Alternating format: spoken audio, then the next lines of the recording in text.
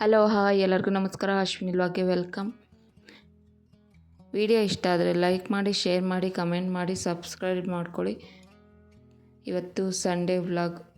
Sunday ನಮ್ಮ 5 ಗಂಟೆಗೆ ಎದ್ದು ಬಾಗಿಲು ಸಾರಿಸಿ, ಇವತ್ತು ವಾರ ಆಗಿರೋದ್ರಿಂದ ಆಚೆ ಎಲ್ಲ ಕಸ ಹೊಡೆದು ಆಚೆ ಎಲ್ಲ ರಂಗೋಲಿ ಬಿಟ್ಟು ವಾರಕ್ಕೆಲ್ಲ ರೆಡಿ ಮಾಡ್ಕೊತಾ ಇದ್ದೀನಿ.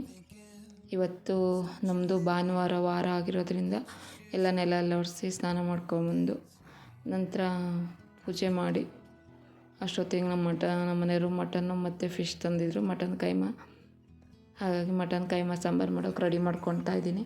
ಮಟನ್ ಕೈಮಾ ಸಾಂಬಾರಿಗೆ ಈರುಳ್ಳಿ ಮತ್ತು ಬೆಳ್ಳುಳ್ಳಿ ಸ್ವಲ್ಪ ಅರಿಶಿನ ಹಾಕಿ ಎಣ್ಣೆಯಲ್ಲಿ ಸ್ವಲ್ಪ ಫ್ರೈ ಮಾಡಿಕೊಂಡೆ. ನಂತರ ಅದು ಮಿಕ್ಸಿ ಮಾಡ್ಕೋಬೇಕು. ಅಷ್ಟೊತ್ತಿಗೆ ಒಂದು ಕುಕ್ಕರ್ ಬಿಸಿ ಇಟ್ಟು ನಂತರ ಮಟನ್ ತೊಳೆದಿಟ್ಕೊಂಡಿದ್ನಲ್ಲ ಅದನ್ನು ಹಾಕಿ ಚೆನ್ನಾಗಿ ಉಪ್ಪು ಹಾಕಿ ಚೆನ್ನಾಗಿ ಹುರ್ಕೋಬೇಕು. ನಂತರ ಈರುಳ್ಳಿ ಬೆಳ್ಳುಳ್ಳಿ ಅರಿಶಿನ ಹುರ್ಕೊಂಡಿರೋ ರುಬ್ಬಿರೋದನ್ನು ಹಾಕಿ ಚೆನ್ನಾಗಿ ಕುದಿಸ್ಕೋಬೇಕು.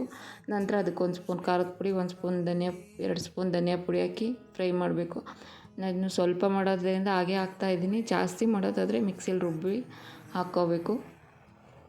ಸ್ವಲ್ಪ ಹುರ್ಕೊಂಡು ಆದಮೇಲೆ ಬಿಸಿನೀರು ಹಾಕ್ತಾಯಿದ್ದೀನಿ. ತಣ್ಣೀರು ಹಾಕಬಾರ್ದು, ಬಿಸಿನೀರು ಹಾಕ್ಕೋಬೇಕು. ನಂತರ ಅದಕ್ಕೆ ಮಸಾಲೆಗೆ ಚಕ್ಕೆ, ಕಡಲೆ, ಸ್ವಲ್ಪ ಕೊತ್ತಂಬರಿ ಸೊಪ್ಪು, ಕಾಯಿ, ಶುಂಠಿ ಹಾಕಿ ಅದನ್ನು ಮಿಕ್ಸ್ ಮಾಡಿ ಹಾಕಿ ಒಂದು 3 ವಿಷಲ್ ಕೂಗಿಸ್ಕೊಂಡೆ. ನಂತರ ಈ ಕಡೆ ಕೈಮಾಗೆ ರೆಡಿ ಮಾಡ್ಕೊತಾ ಇದ್ದೀನಿ. ಹಸಿಮೆಣ್ಸಿನ್ಕಾಯಿ, ಸ್ವಲ್ಪ ಚಕ್ಕೆ, ಶುಂಠಿ, ಬೆಳ್ಳುಳ್ಳಿ, ಕಾಯಿ ತುರಿ, ಕೊತ್ತಂಬರಿ ಸೊಪ್ಪು ಇಷ್ಟನ್ನು ಹಾಕಿ ರುಬ್ಬಿ ಅದರೊಳಗೆ ತೆರೆಯಾಗಿ ರುಬ್ಬಿದ್ಮೇಲೆ ಮತ್ತೆ ಮಟನ್ ಕೈವನ್ನು ಹಾಕಿ ಒಂದು ರೌಂಡ್ ತಿರುಗಿಸ್ದೆ. ನಂತರ ಅದಕ್ಕೆ ಮೊಟ್ಟೆ, ರುಚಿಗೆ ತಕ್ಕಷ್ಟು ಉಪ್ಪು, ಹಾಗೆ ಕಡಲೆ ಹಿಟ್ಟು, ಹುರ್ಗಡ್ಲೆ ಹಿಟ್ಟು ಇದನ್ನು ಹಾಕಿ ಚೆನ್ನಾಗಿ ಮಿಕ್ಸ್ ಮಾಡ್ಕೋಬೇಕು. ಮಿಕ್ಸ್ ಮಾಡ್ಕೊಂಡು ಈ ಥರ ಸ್ಮಾಲಾಗಿ ನಿಮ್ಗೆ ಯಾವ ಸೈಜ್ ಬೇಕೋ ಆ ಸೈಜ್ ಉಂಡೆ ಕಟ್ಕೋಬೋದು. ನಾನು ಇಲ್ಲಿ ಮೀಡಿಯಮ್ ಸೈಜಲ್ಲಿ ಕಟ್ತಾಯಿದ್ದೀನಿ.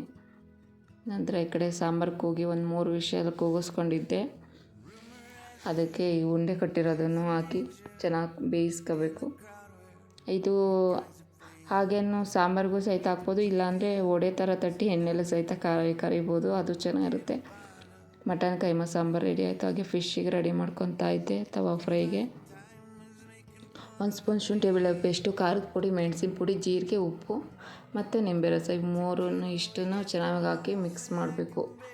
ನೀರು ಹಾಕೋಂಗಿಲ್ಲ. ಹಾಗೆ ಚೆನ್ನಾಗಿ ಮಿಕ್ಸ್ ಮಾಡಿ ಎಲ್ಲ ಫಿಶ್ ಎಲ್ಲ ಕ್ಲೀನಾಗಿ ತೊಳೆದಿಟ್ಕೊಂಡಿರೋದು ಫುಲ್ಲೆಲ್ಲ ಫಿಶ್ಗೆಲ್ಲ ಅಪ್ಲೈ ಮಾಡಿ ಒಂದು ಹಾಫ್ ಆನ್ ಅವರ್ 1 ಅವರ್ ಹಾಗೆ ಇಕ್ಕಿದ್ದೆ. ನಂತರ ತವಾ ಬಿಸಿ ಆದಮೇಲೆ ಒಂದೊಂದೇ ಹಾಕಿ ಚೆನ್ನಾಗಿ 2 ಕಡೆನೂ ಮೀಡಿಯಮ್